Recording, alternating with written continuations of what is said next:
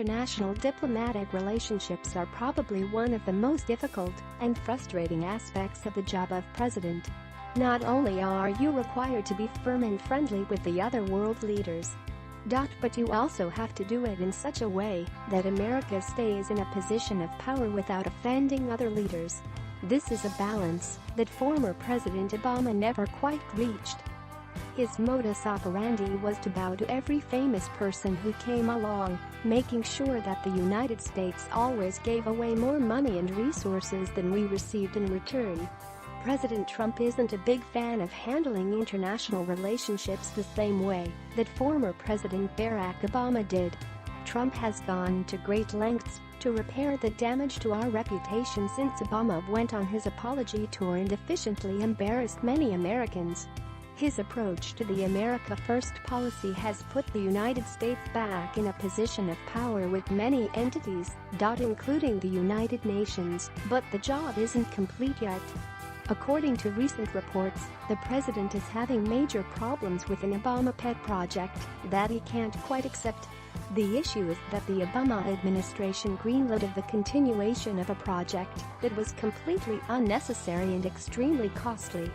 In 2008, the United States made the decision to move the United States Embassy in London. Unfortunately, that move has a price tag of around $1 billion. According to the Daily Mail, the president disapproves that type of wasteful spending, and it's causing problems with the leadership in London. President Donald Trump said he had cancelled his trip to London out of concerns about a bad deal for the new U.S. embassy building he was to officially open there, and blaming it on his predecessor Barack Obama. The decision to relocate to a new embassy was inked in 2008 during the administration of George W. Bush. Officials cited security concerns. This is where the die-hard Obama fans feel like they've gotten out. Technically, it was the Bush administration that signed off on the relocation. However, while the preliminary decision might have been made in 2008, it also appears as if the decision to move was established in 2008, not the choice of where to move.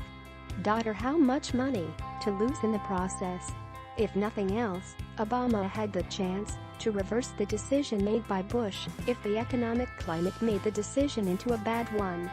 President Trump was perfectly clear that his problem was with Obama because of the terrible real estate decision that was made, not the fact that papers might be shuffled in a different building for a while. Reason I cancelled my trip to London is that I am not a big fan of the Obama administration having sold perhaps the best located and finest embassy in London for peanuts, only to build a new one in an off location for $1.2 billion, Trump wrote on Twitter. Baghdoo wanted me to cut ribbon. No, the president condemned Obama on Twitter for selling the old site on Grosvenor Square in London's exclusive Mayfair district for peanuts. Trump tweeted shortly before midnight to criticize the move to an off location at 9 Elms, south of the River Thames, as a baghdoo. At the time the government decided to relocate its historic embassy. Officials said it wasn't possible to retrofit the existing facility. The government undertook global efforts to upgrade security at its embassies following embassy bombings and an increase in worldwide threats after September 11. Trump's tweet, which followed the Daily Mail exclusively revealing last night that the trip to London would be called off, sparked an overwhelming backlash on social media in Britain. We looked at all our options, including renovation of our current building on Grosvenor Square, then Ambassador Robert Tuttle said, CNN reported. In the end, we realized that the goal of a modern, secure and environmentally sustainable embassy could best be met by constructing a new facility, he added. Once again, the president is using his presence as a bargaining chip with world leaders, just as it should be. Have a visit revoked by the President of the United States is a big international deal. And the president knows that. Not everyone is happy that British officials are causing problems for the president, though. Trump was previously expected to make his first trip to the UK since entering office. But British officials were newly informed he went cold on the idea. A new date has not been offered, raising the prospect of a major diplomatic snub. One senior source told the Mail that Mr. Trump, who was expected to officially open the new U.S. Embassy in London, had cancelled because he was unhappy about the arrangements and the scale of the visit. The reversal comes despite Mr. Trump telling Theresa May last month that he would come to Britain in the new year. Preparations were advanced for a working visit to officially open the embassy. But the Mail understands this role will now be performed by Secretary of State Rex Tillerson. Mr. Trump was also scheduled to hold talks with Mrs. May in No. 10. With February 26 and 27 marked in the diary, Downing Street had hoped to confirm the dates this week.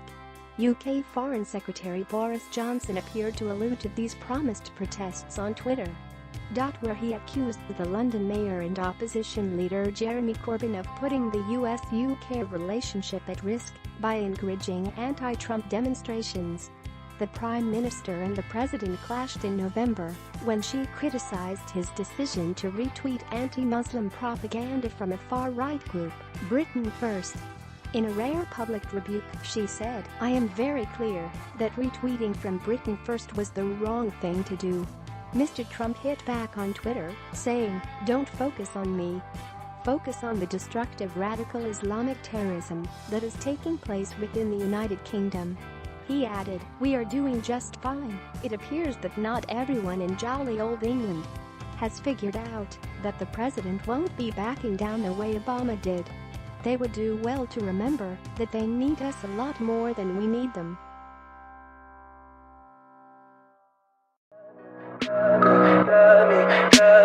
Tell me pretty lies.